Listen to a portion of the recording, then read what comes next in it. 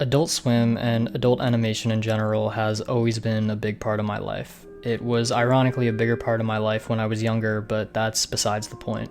When I was a kid, I would always watch Adult Swim until when I fell asleep on Cartoon Network, so I saw everything from King of the Hill to Family Guy, Rick and Morty, and even the weird stuff that was on really late at night like Robot Chicken or Aqua Teen Hunger Force every once in a while. And I think animation oftentimes is this weird in-between middle ground spot between television and the internet, because the internet is what has led culture the last 2 decades and maybe more, but television is still this massive part of media that's trying their best to keep up.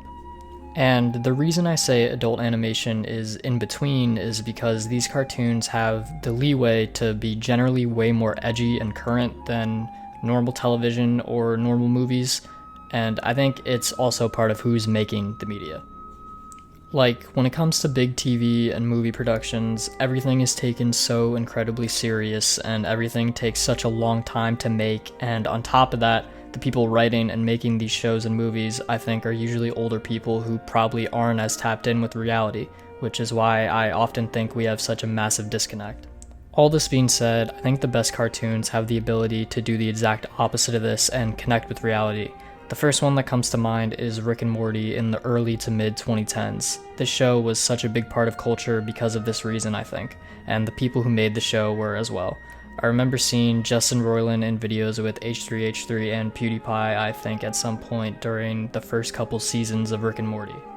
And another example of this is The Simpsons. Even though I wasn't around when The Simpsons' early seasons were coming out, it definitely had a similar impact on the culture. And I think at that time, seeing something that people related to on a cartoon on TV was shocking, and that's why so many people resonated with it.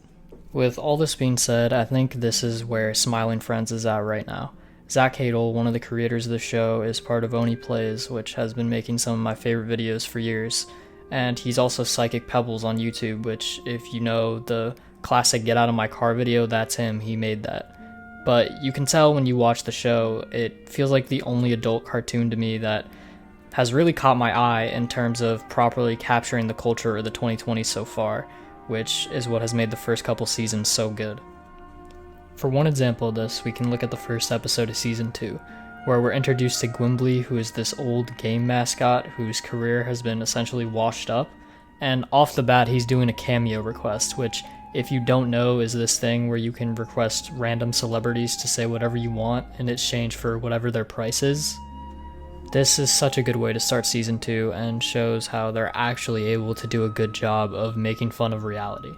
But that's what the best parts of the show are all about. In the Mr. Frog episode, which is the second episode of Season 1, the reason it's so funny is because it's essentially just exposing the ridiculousness of celebrity culture in the modern world. Mr. Frog in the episode is a massive celebrity and can do essentially whatever he wants. He's addicted to drugs, he kills people, he's extremely violent, but nobody really cares because he makes them laugh on TV. And the reason this is so good is because it's an over-exaggeration of reality. We all know situations in real life where celebrities get away with more than they should just because they're celebrities. And in the Smiling Friends episode, it's no different. It's just super over-exaggerated because it's a cartoon and they can. Moving back an episode to the first episode of the show, this episode is the Desmond episode where Charlie and Pim are tasked with cheering up Desmond, who's extremely suicidal. And Pim ends up taking Desmond to a lunch with his family. And there's this scene where they're all at a table and Pim's sister and her boyfriend are there. And her boyfriend is just this super jacked dude who has like a box-shaped head and a shirt that says Alpha on it.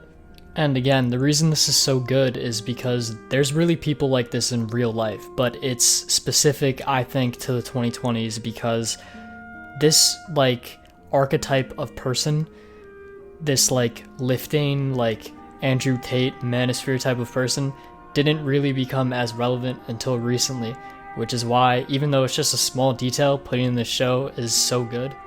Then, on the opposite end of things, there's the Shrimp Odyssey episode, which is episode 3, and this is where Pim and Charlie are trying to help Shrimp get his girlfriend back, and we get a look into his life. And he basically is this caricature of someone who just stays inside and plays video games all day, which I guess I've seen other shows do before, but the way I feel like Smiling Friends does it is just way more funny and accurate. And I think part of the reason it is more accurate is because the dudes making the show are dudes who have stayed inside all day and played video games. Like, it's easier to make fun of when you've done it yourself.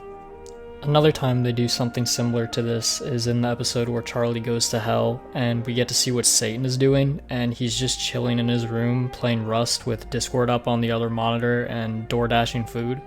Again, the little details, but Rust is somehow the perfect game for Satan to be playing, and the only way that it's Rust in the game, in the show, is because the people who make the show are people who have played Rust and know that that's funny.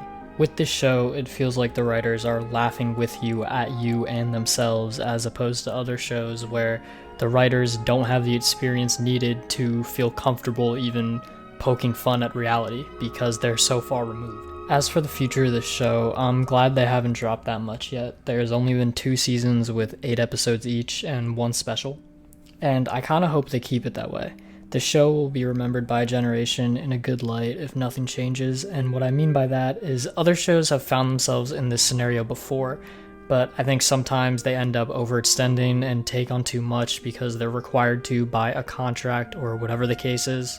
Anyways, let me know if there are any other shows I should talk about, because I'm done for now. That's it. See ya.